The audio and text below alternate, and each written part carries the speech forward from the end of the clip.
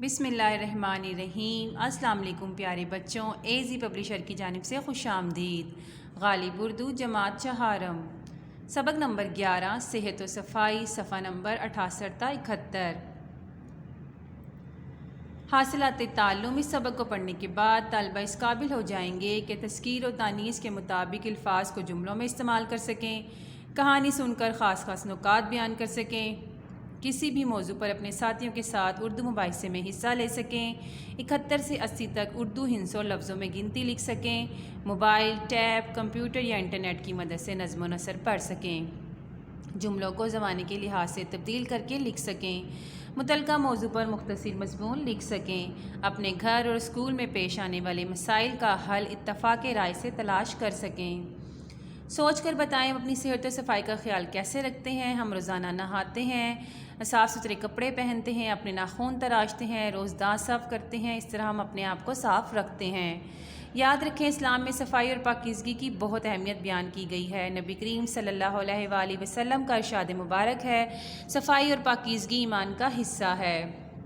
تلفظ سیکھیے۔ الجھن، منظر، افسردگی، آثار، ہریالی، بے چینی، توقع، برعکس اور حیرت۔ چلیے پیارے بچوں، اس کہانی کی پڑھائی کرتے ہیں۔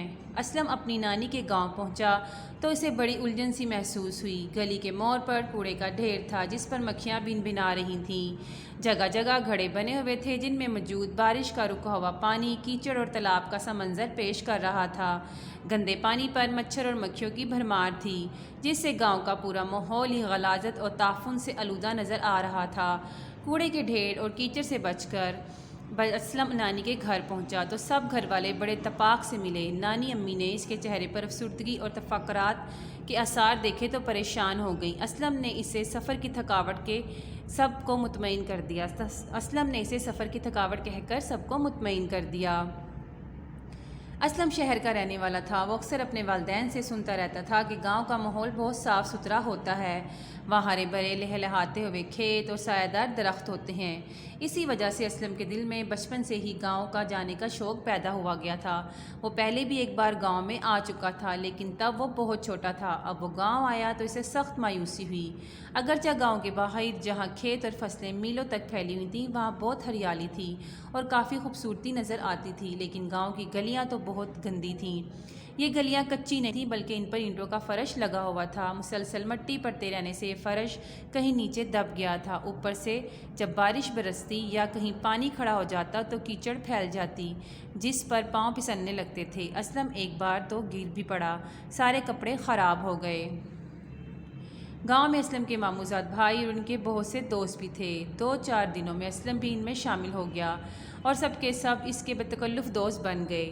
صبح ہوتے ہی وہ سب مل کر کھیتوں کی طرف نکل جاتے، کبھی کبھی کرکٹ کھیلنا شروع ہو جاتے۔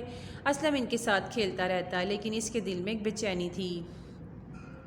وہ ان سے گاؤں کی صفائی کے حوالے سے بات کرنا چاہتا تھا، پھر اسے خیال آیا کہ کہیں یہ لوگ اس کی بات کا برا ہی نہ مان جائیں۔ آخر ایک دن اس نے ہمت کی اور پوچھ ہی لیا کہ آپ لوگ گاؤں کی صفائی کا خیال کیوں نہیں رکھتے؟ اس کی توقع کے برعکس سب لڑکوں نے اس کی بات توجہ سے سنی اور کہنے لگے کہ وہ بھی ایسا ہی چاہتے ہیں۔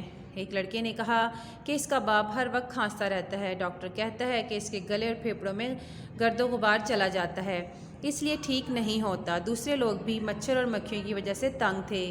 ہر گھر میں بخار، نزلے اور کھانسی وغیرہ کی بیماری کا شکار مریض ضرور تھا۔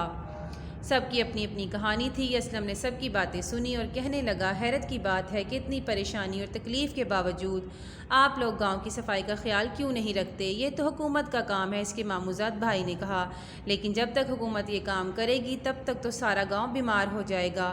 اسلم نے جواب دیا، تو ہم کیا کریں؟ ایک لڑکا بولا۔ میرے ساتھ آؤ، اسلم نے کہا اور ماموں کے ڈیرے سے کدال اٹھا کر گاؤں کی طرف چل دیا۔ سب لڑکے اس کے پیچھے چلے۔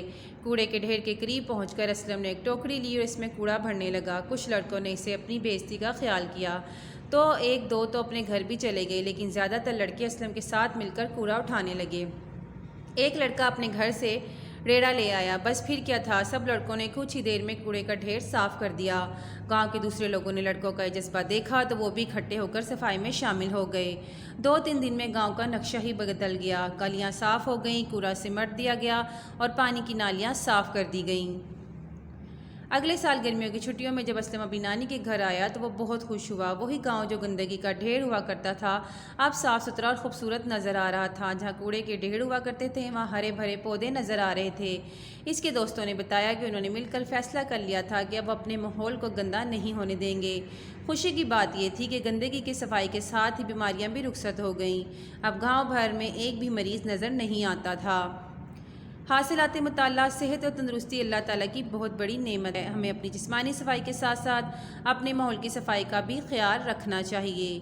اسلم کس وجہ سے پریشان تھا؟ اسلم گاؤں میں گندگی دیکھ کر بہت زیادہ پریشان تھا۔ پیارے بچوں، ویڈیو دیکھنے کا بہت شکریہ۔